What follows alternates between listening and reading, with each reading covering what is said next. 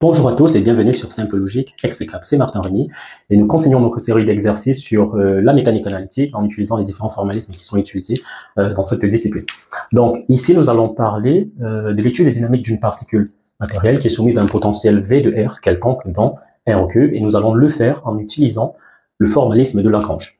Donc on le sait déjà, le formalisme de Lagrange nous permet de faire usage d'une fonctionnelle énergétique qu'on appelle le Lagrangien qui n'est rien d'autre que l'énergie cinétique moins l'énergie potentielle. Donc, j'ai L, la fonctionnelle, qui est tout simplement égale à l'énergie cinétique moins l'énergie potentielle. Une fois qu'on a cette fonctionnelle, il suffit juste d'écrire les équations de Lagrange, qui sont la dérivée temporelle, la dérivée partielle de L par rapport à QI point, moins la dérivée partielle de L par rapport à QI, qui sera tout simplement égale à 0, pour tout I allant de 1 à N, tout simplement.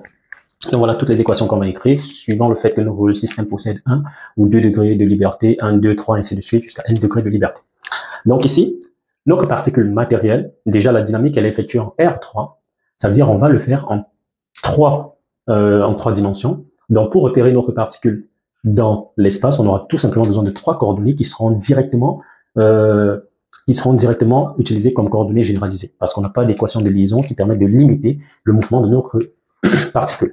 Donc ici, on va l'étudier dans 3 systèmes de coordonnées comme c'est demandé dans l'exercice. Nous allons commencer par le système de coordonnées cartésien, puis cylindrique et ensuite sphérique. Donc ici, trouvons déjà notre fonctionnelle énergétique de Lagrange. Donc ici, L est égal à T moins V. Maintenant, si on commence dans le système de coordonnées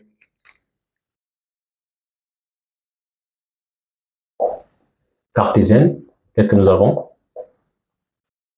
Donc, on va noter les différents Lagrangiens qui sont tout simplement là.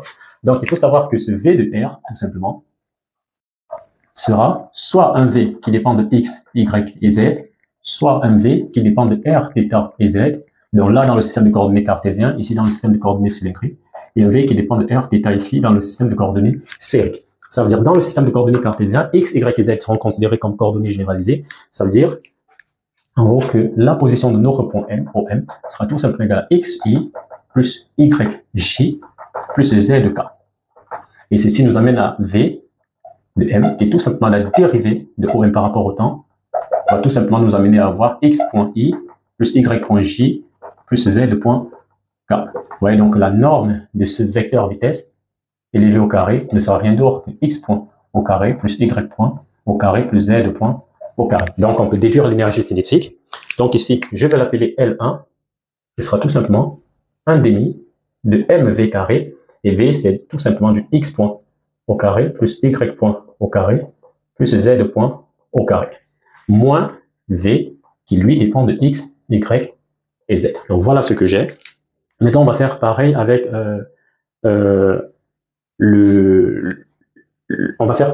l'expression de OM, plutôt décrit dans le système de coordonnées cylindrique. Donc dans le système de coordonnées cylindrique, on va faire usage de r, θ et z. On va prendre OM, donc ici, OM sera tout simplement dans le système de coordonnées cylindrique ER plus Z de K. Et si on dérive ceci par rapport au temps, on tombe à V de M, qui sera R au point, je dérive d'abord R, suivant ER, plus la dérivée de ER, plus R, enfin la dérivée de ER par rapport au temps. Alors la dérivée de ER par rapport au temps, c'est θ point et θ, et enfin j'ai Z de point K, tout simplement parce que K, il est constant. Vous voyez que la norme de V de M, élevé au carré ne sera rien d'autre que R point carré plus R carré, θ point carré, plus Z point carré. Ça veut dire, si on vient dans le système de coordonnées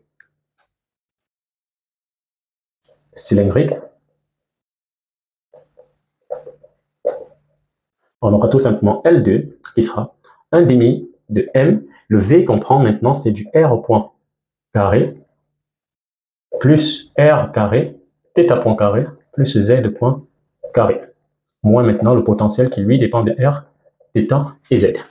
Maintenant, passons dans le système de coordonnées sphériques. Dans le système de coordonnées sphériques, on sait que OM est tout simplement égal à R, ER. Mais ce ER, ni ce R ou encore ce R ne sont pas les mêmes que ceux utilisés dans le système de coordonnées cylindriques. Pour déduire facilement, on ne va pas faire cet exercice ici. De toute façon, ça a déjà été fait sur la chaîne. Pour déduire directement V de M, on sait que c'est du DOM sur DT. Alors, on va se servir de l'expression de DOM. On sait que DOM, c'est encore la somme sur I des HI, DUI, EI. Ça veut dire ici, j'aurai tout simplement DOM, qui sera H1 DU1 E1, c'est-à-dire H1 qui est qui 1 tout simplement, DU1 DR ER, plus H2 qui est R, DU2 qui est Dθ, porté par Eθ, plus H3 qui est R sinus θ, D phi, porté par E phi.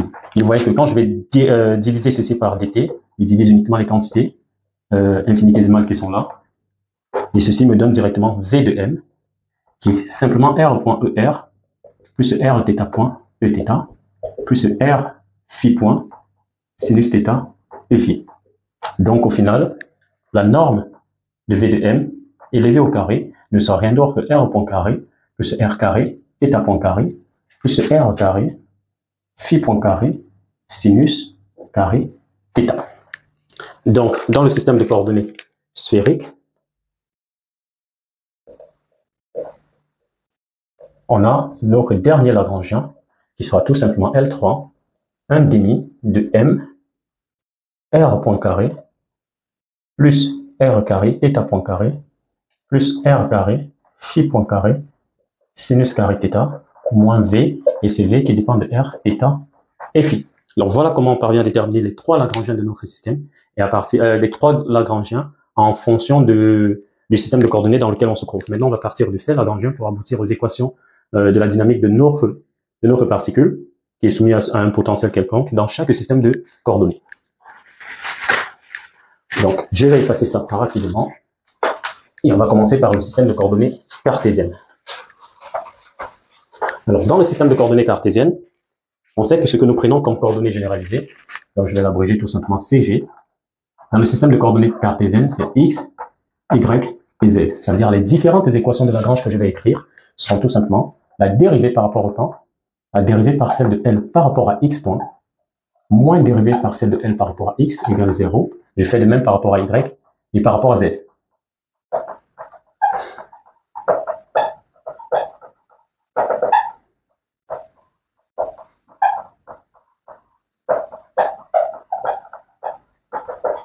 Ok, donc voilà ce que j'ai.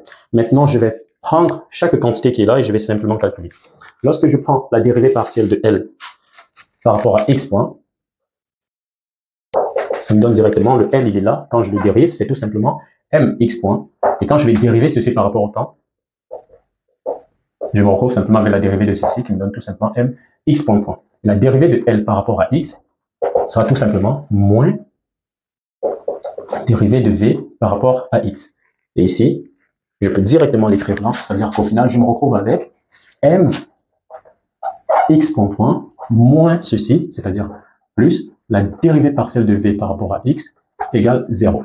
Et si je fais pareil avec les autres, je vais me retrouver avec m y point point plus la dérivée partielle de V par rapport à Y égale 0. Et ici, m z point point plus la dérivée de V par rapport à Z égale 0. Donc voilà les équations de la dynamique de notre problème. Maintenant, nous allons passer au système de coordonnées cylindriques. Dans le système de coordonnées cylindriques, il est bien à noter que ce que nous allons prendre comme coordonnées généralisées maintenant, ce sera plutôt R, θ et Z. C'est-à-dire les équations que je me dois d'écrire sont tout simplement la dérivée par rapport au temps, la dérivée partielle de L par rapport à R, point, moins la dérivée partielle de L par rapport à R égale 0. Dérivée par rapport au temps, de la dérivée partielle de L par rapport à θ point, moins dérivée partielle de L par rapport à θ égale 0, et la dernière par rapport à Z tout simplement.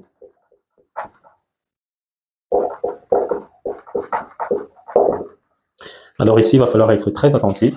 Donc on va calculer chaque quantité progressivement. La dérivée partielle de L, ici c'est le L2 bien sûr qu'on utilise, par rapport à R point, c'est tout simplement quoi? Lorsque je calcule ceci, ça va tout simplement me donner mr point. Et quand je vais dériver ceci par rapport au temps, j'aurai juste mr point. Maintenant, la dérivée partielle de L par rapport à R, qu'est-ce que ça va me donner? Je vois que j'ai du R qui est là, j'ai également un V qui dépend de R. Ça veut dire que je vais d'abord dériver cette quantité, 1 demi de mr carré θ point carré.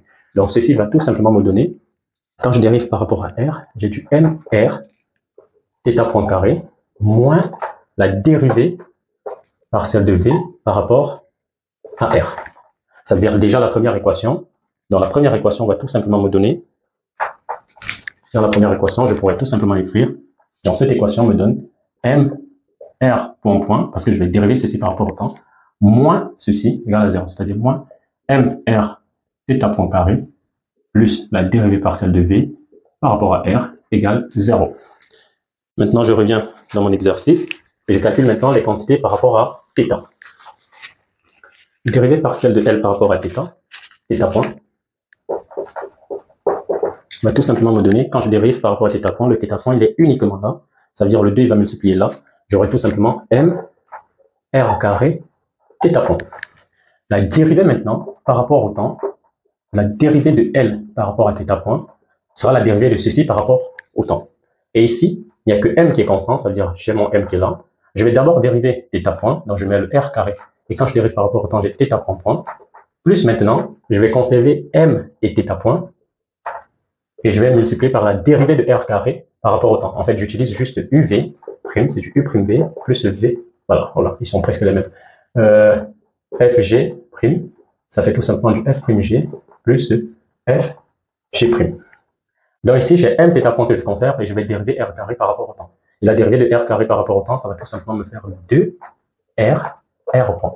Parce que dérivée par rapport au temps, de r carré, c'est la dérivée, c'est encore égal à la dérivée d'abord par rapport à r, de r carré, fois la dérivée de r carré, fois dr, pardon, sur dt.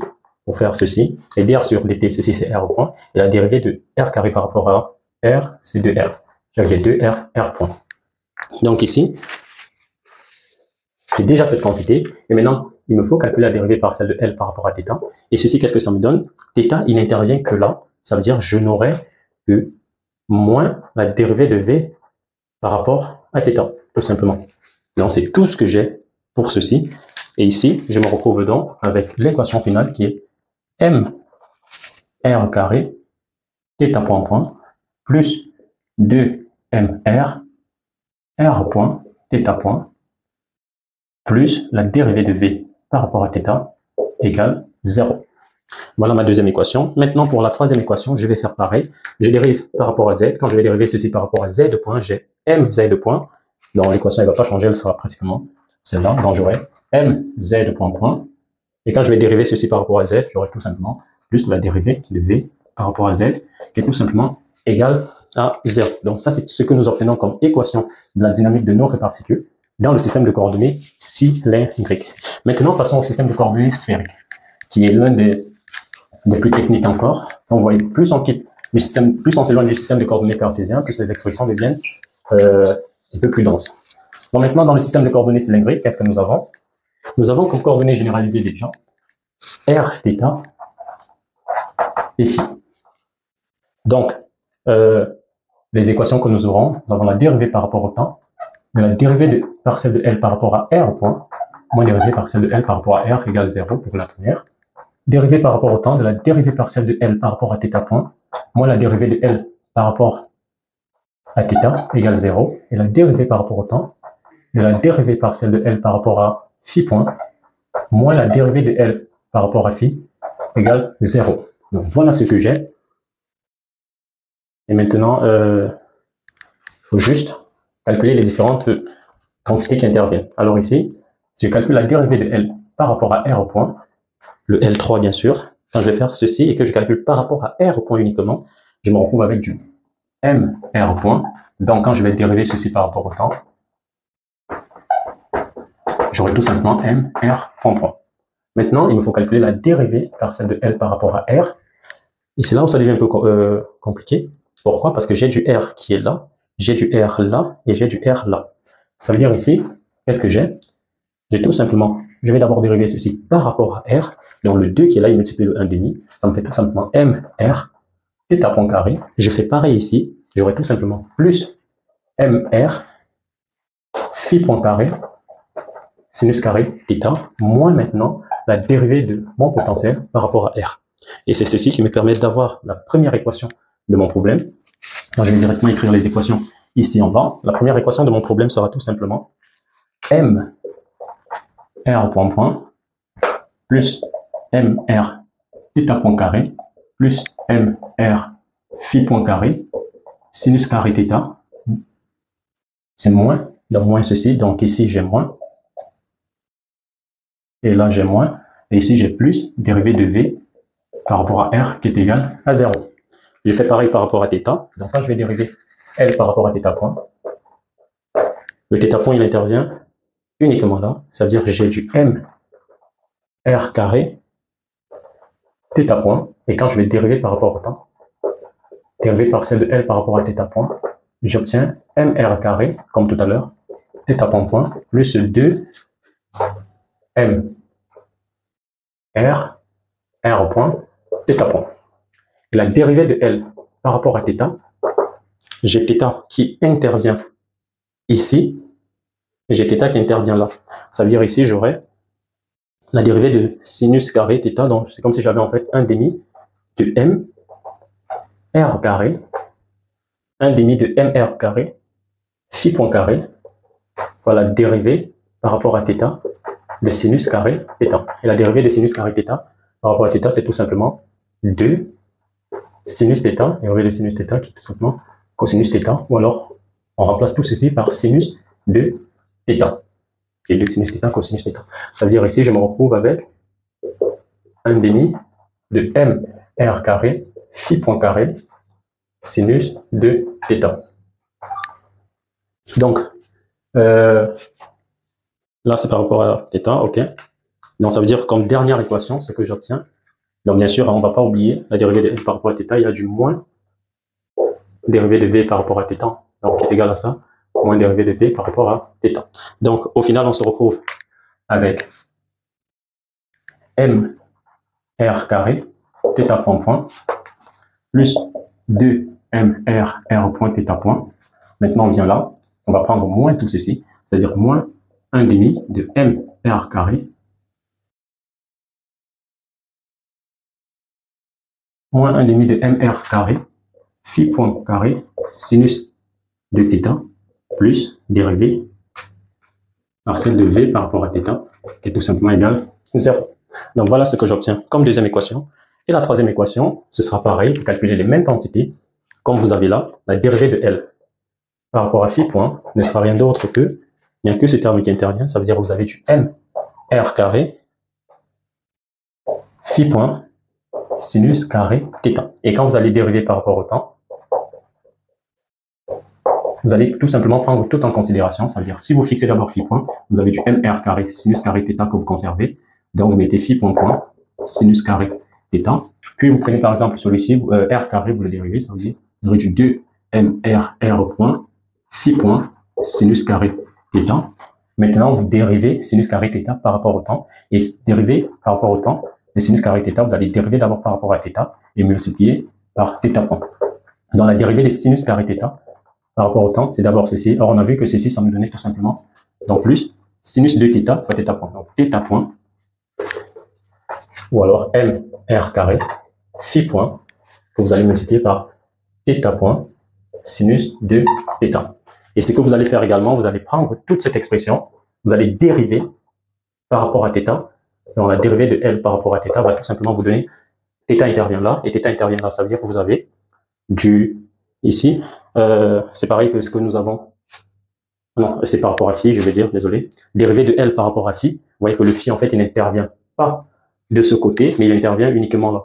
Ça veut dire que vous avez moins dérivé de V par rapport à phi, et donc, votre équation de la dynamique va se résumer tout simplement à avoir tout ceci, m r carré, phi point point, sinus carré θ, plus 2 m r point, phi point, sinus carré θ, plus m r carré, phi point, θ point, sinus de θ, plus la dérivée partielle de v par rapport à phi, qui est tout simplement égal à 0. Donc, vous avez ce couplet d'équations, ces trois équations qui forment l'équation de la dynamique de votre problème dans le système de coordonnées sphérique. C'était tout pour cette vidéo, parce qu'on utilise uniquement le formalisme lagrangien. Pour la prochaine vidéo, on va s'attarder sur le même exercice, mais en faisant usage du formalisme hamiltonien. C'était tout pour cette vidéo, rendez-vous aux prochaines. C'était Martin Remy, et vous étiez sur Simple Logique Explicable. Au revoir.